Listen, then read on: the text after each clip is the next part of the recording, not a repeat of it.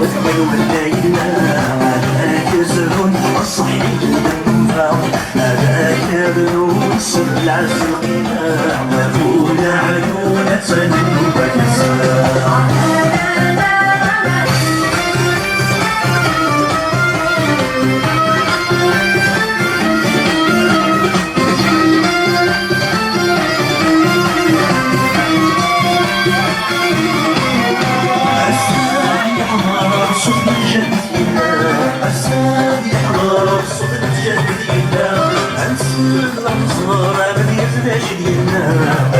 شي تسعى على سرمون يضمن السماء السحمون لا تسشف نار ولا عدو عليك الزيان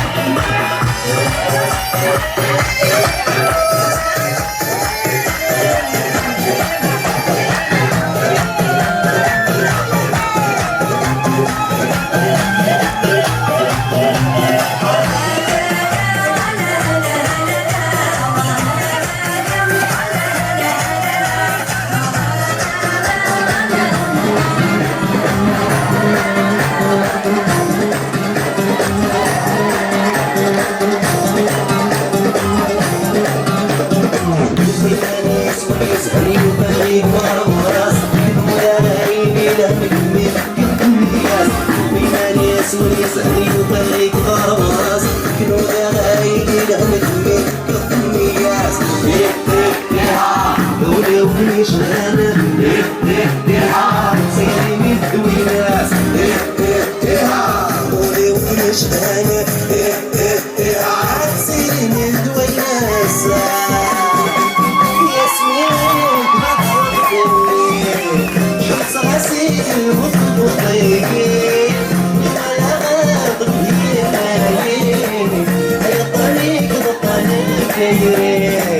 يا طريق الطريق ياسمين بعد الليل شوف صغاتي المطبخ اسمي عليك فعلا فاطر يرحون انا مش هيني بنوصل الضوء لبني وانا يشرب بيت شايني يحيي دوار عمر حمار شنها مرضي دوار عمر حمار شنها مرضي يا لا ما تجي نلعب شنها مرضي يا لا ما تجي نلعب حملها مرضي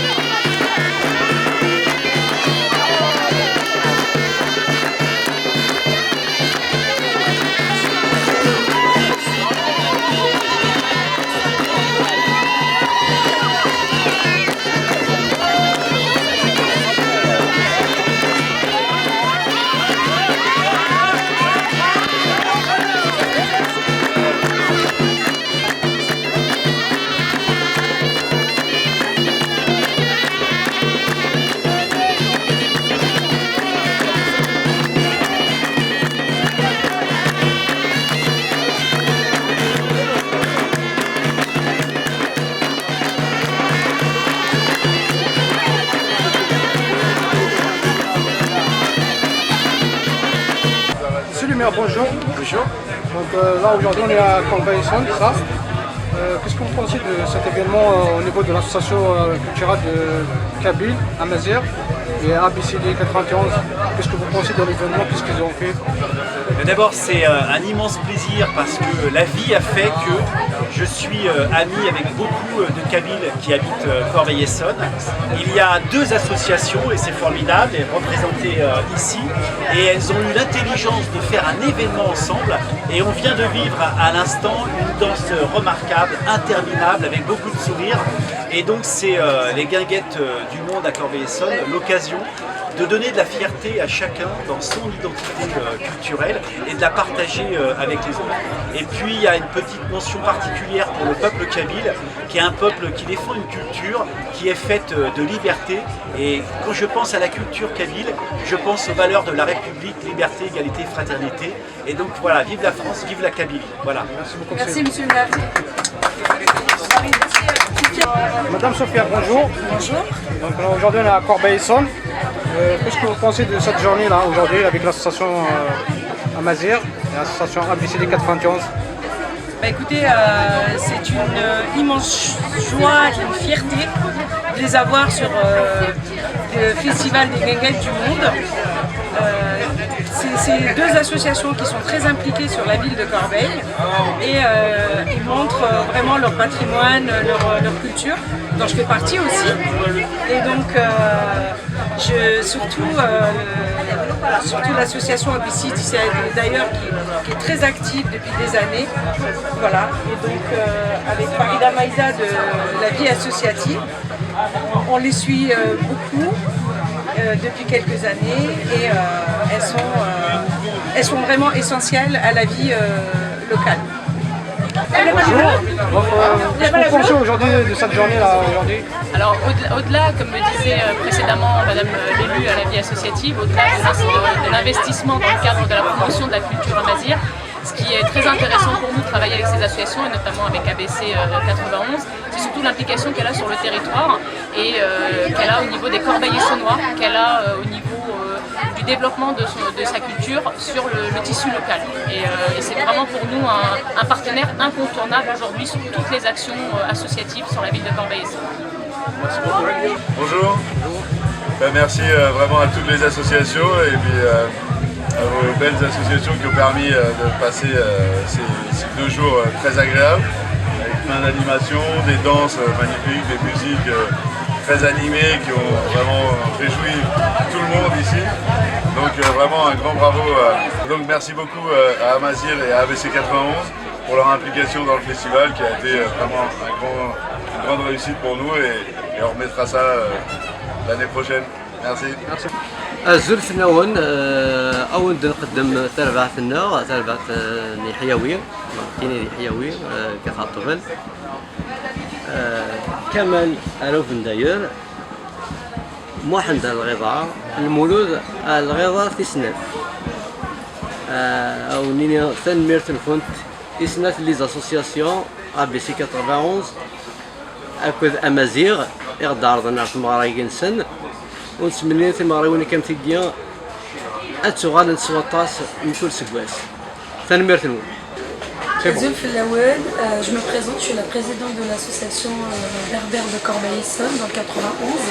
On vient juste de finir un événement très important qui est premier sur Corbeil, les guinguettes du monde. Donc c'est une très belle réussite. On a rassemblé les Kabyles, les Amazirs, les Marocains, toutes les communautés. Farid.